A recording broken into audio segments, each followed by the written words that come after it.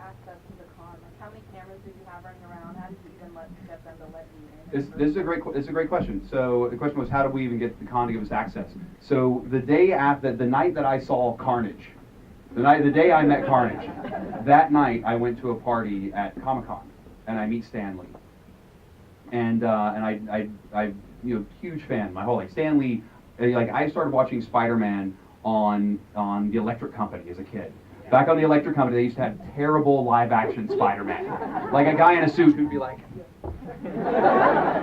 And then they had this awful animation of a web shooting out, and then suddenly a guy'd be wrapped up in a net, and a cop showed up and be like, "Thanks, Spidey," and the whole thing was like narrated by Stan Lee. And so, but like that got me reading Spider-Man comics, which got me reading Avengers, which got me reading X-Men, which got me reading Thor, and just like literally there was a chain reaction of the comics that I read because of Stan Lee. And I told him, I said, is his agent, Jessica Matthews, came over to me and said, would you like to meet Stan? I was like, oh yeah, please. So she goes over and introduces me, and I'm like, Mr. Lee, you gotta understand, as a kid growing up, like, your comics changed my life. They made me want to tell my own stories. They made me want to, make movies. They made me want to be creative. Like, your stuff really gave me the courage to want to do that. And I just want to thank you. And he's like, oh, Morgan, thank you. That's so nice of you to say. We should make a movie together. We should make a documentary. We should make a documentary about Comic-Con. And I said, that's a great idea, Mr. Lee.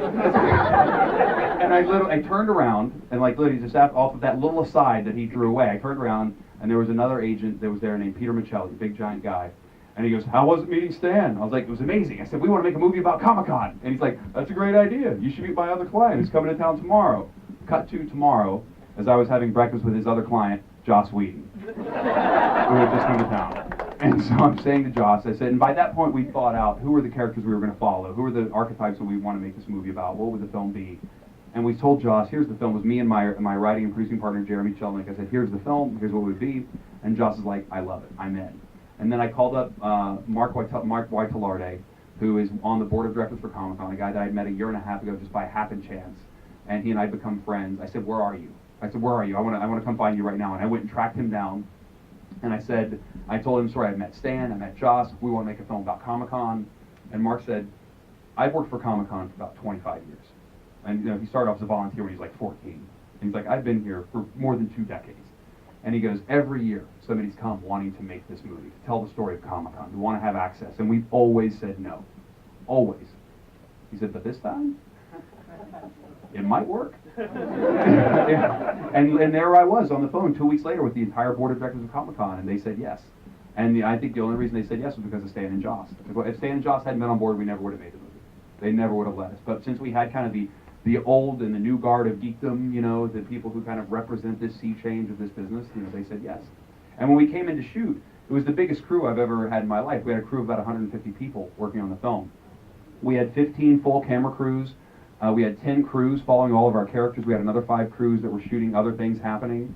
We had a site set up at the Marriott, where we were doing all the fan interviews. We had a site set up at the Hard Rock Cafe where we were doing all of like the celebrity interviews. And literally it was 12, 14 hours a day, just nonstop. And I was bouncing from shoot to shoot to shoot for the things that over the course of every morning at 6 o'clock, we kind of outlined the day of who was shooting what, and I'd say, here are the things that I need to be at. These are the most important things for me to do. And I called friends of mine, who are brilliant directors, to come on and basically shoot and be on the field producers for these other crews.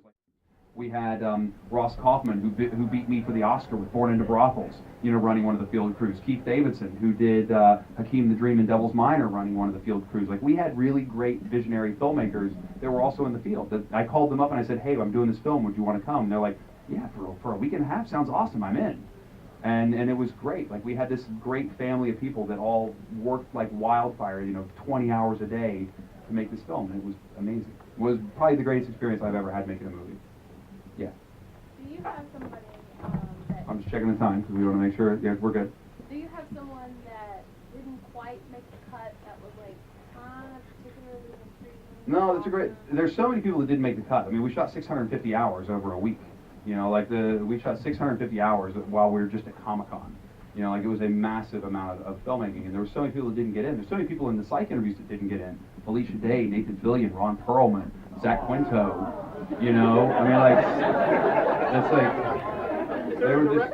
Oh yeah, I mean, there's there's like so many of these people, like Jerry Robinson, the guy who created the Joker, who ended up passing away while we were in post. Like there were amazing people that we spoke to that you just can't put everything in. You can't put everyone in. And so so when the DVD will have a lot more stuff on it. But there was a couple that we followed. Like we followed 10 characters, of which 8 of them made it in the film.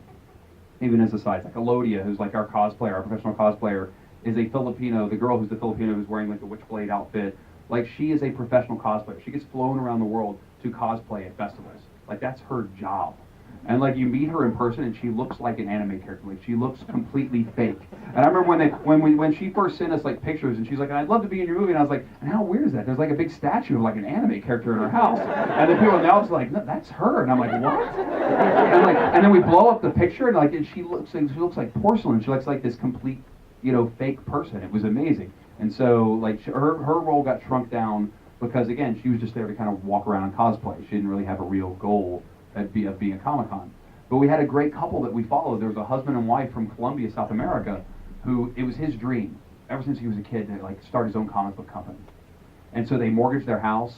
They launched this comic book. They're putting it out, and it's doing okay. But they borrow some money from his mom, and he's like, if we really want this to be a success, you know what? I've got to get somebody to help us take this comic book out to a larger Latino market. We've got to go to Comic-Con. So they enter the lottery. They end up getting a booth. They get a space.